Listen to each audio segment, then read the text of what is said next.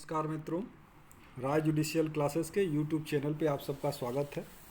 और आज हम लोग जो एडमिनिस्ट्रेटिव लॉ की प्रैक्टिस सीरीज चल रही है उस सीरीज के दूसरे पार्ट की चर्चा करेंगे, दूसरे पार्ट पर प्रैक्टिस करेंगे। इसमें भी कुल 20 क्वेश्चन होंगे और पर डे हम आप लोगों को 20 क्वेश्चन की प्रैक्टिस कराएंगे एडमिनिस्ट्रेटिव लॉ के। जब एडमिनिस्ट्रेटिव लॉ ख़त्म हो जाएगा तब फिर उसके बाद हम लोग दूसरा कोई सब्जेक्ट उठाएंगे, ठीक है।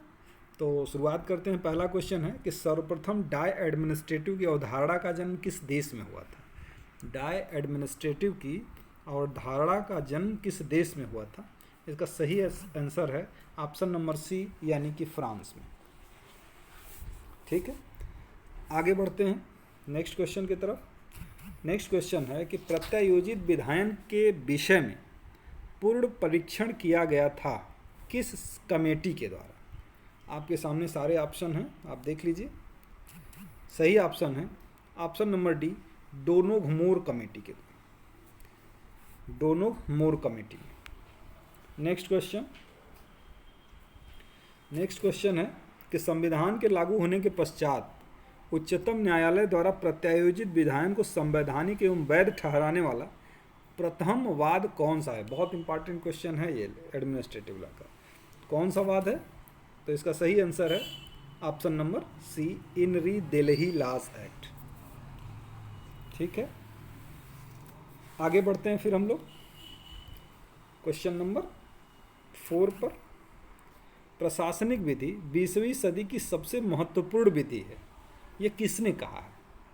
प्रशासनिक विधि 20वीं सदी की सबसे महत्वपूर्ण विधि है, ये किसने कहा है। इसका सही आंसर है ऑप्शन नंबर ए, यानी कि डायसी। नेक्स्ट क्वेश्चन की तरफ बढ़ते हैं हम लोग। किस रिट का तात्पर्य आदेश से है। तो इसमें तो कुछ करना ही नहीं है, परमादेश का, क्योंकि लोक प्राधिकारियों को इस रिट के अंतर्गत आदेश दिया जाता है कि आप अपनी पब्लिक ड्यूटी को डिस्चार्ज करिए, ठीक है। नेक्स्ट क्वेश्चन की तरफ बढ़ते हैं हम लोग। क्वेश्चन है कि जस्टिस एंड एडमिनिस्ट्रेटिव लॉ पुस्तक के लेखक कौन है। जस्टिस एंड एडमिनिस्ट्रेटिव लॉ के पुस्तक के लेखक कौन है। तो सही ऑप्शन है option A, professor Robson, justice and administrative law, ध्यान रखिएगा इसको। नेक्स्ट क्वेश्चन की तरफ बढ़ते हैं। अगला क्वेश्चन है कि न्यू डिस्पार्टिज्म पुस्तक के लेखक कौन है। ये तो आप लोगों को पता होगा क्योंकि बहुत इंपॉर्टेंट है, कई बार परीक्षाओं में पूछा गया है।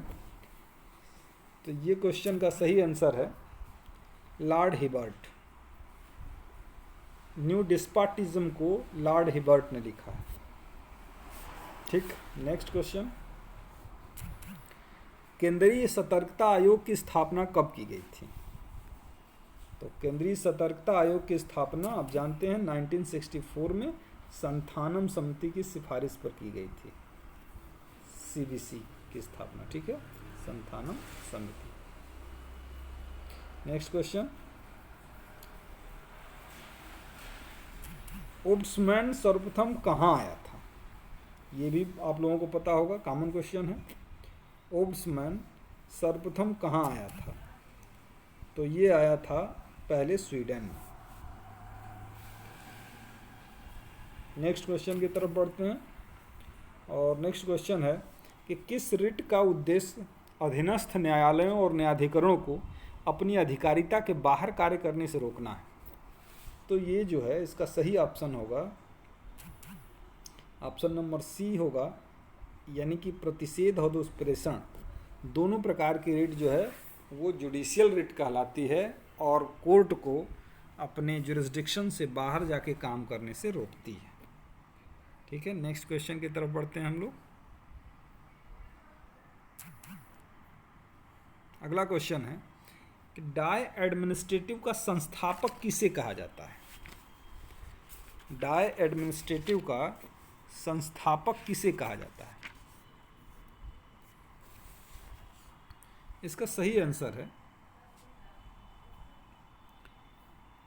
Option number A, Napoleon Bonaparte को, नेपोलियन बोनापार्ट को। नेक्स्ट क्वेश्चन,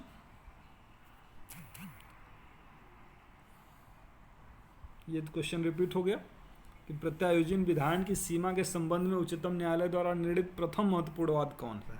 क्वेश्चन नहीं, ऑप्शन सेम हो गया क्योंकि ये इसका भी वही ऑप्शन है, इनरिट दिल्ली लॉज एक्ट। ठीक है, ये पहली केस है उसके संबंध में, प्रत्यायोजित विधान के संबंध में। इसमें प्रत्यायोजित विधान की सीमा भी तय की गई थी और इसमें प्रत्यायोजित विधान के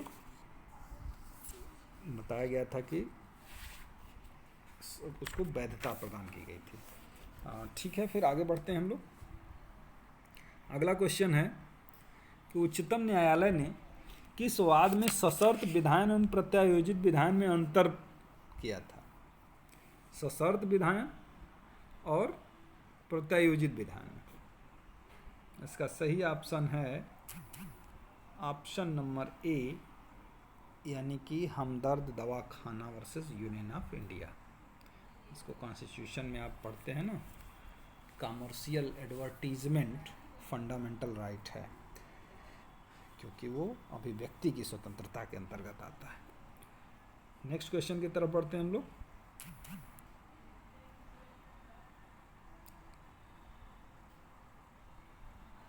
क्वेश्चन है कि भारतीय संविधान के अनुच्छेद 254 के अंतर्गत सशर्त विधान अपने में पूर्ण है, किंतु उसका कार्यान्वयन कुछ शर्तों के पूर्ण होने पर ही आधारित होता है, जिसका निर्धारण कार्यपालिका के द्वारा किया जाता है।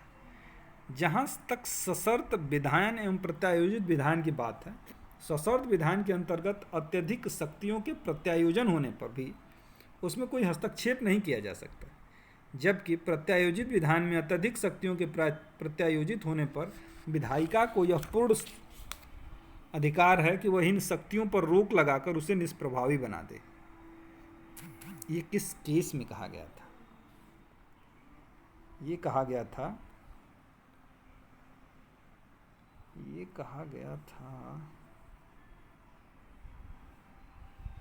इसका ऑप्शन नंबर बी है, तमिलनाडु राज्य वर्सेस के सबनायम। चलिए नेक्स्ट क्वेश्चन की तरफ बढ़ते हैं हम लोग। नेक्स्ट क्वेश्चन है कि निम्नलिखित में से किस वाद में उच्चतम न्यायालय ने धारित किया कि संप्रभु एवं गैर संप्रभु संबंधी कार्यों के बीच विभाजन रेखा समाप्त सी हो गई है। संप्रभु एवं गैर संप्रभु कार्यों के बीच विभाजन रेखा समाप्त हो गई। इसका सही ऑप्शन है ऑप्शन नंबर ए, नागेंद्र नाथ है। वो नागेश्वर लिखा है, नागेंद्र नाथ है, स्टेट ऑफ आंध्र प्रदेश, 1994 की केस है ये। ठीक है, तो इसी केस में कहा गया था कि अब जो है सरकार भी वैसे ही जिम्मेदार होगी अपने कार्यों के लिए, अपने सेवक के कार्यों के लिए, जैसे कि प्राइवेट व्यक्ति होता है। तो संप्रभु यानी सॉवरेन और नॉन सॉवरेन के बीच का अंतर समाप्त हो गया। नेक्स्ट क्वेश्चन, भारत में लोकहितवाद की अवधारणा किसने प्रस्तुत की। देखिए बड़ा टेक्निकल क्वेश्चन हो जाता है। लोकहितवाद की अवधारणा किसने प्रस्तुत की, तो ये कृष्ण अय्यर होते हैं। विकास किसने किया, तो पीएन भगवती होते हैं। ठीक है, लेकिन ज़्यादातर आयोग में पीएन भगवती, चूंकि लोकहितवाद के संबंध में ज़्यादा काम पीएन भगवती नहीं किया है, तो आयोग पीएन भगवती को ही सही मानता है। जबकि अवधारणा लाने का काम कृष्ण अय्यर, उसके विकास का काम पीएन भगवती का। नेक्स्ट क्वेश्चन, नैसर्गिक न्याय का नियम मान्य है। दूसरे पक्ष को सुनो, पक्षकाच के विरुद्ध नियम, तर्कानुमोदित विनिश्चय, उपर्युक्त सभी।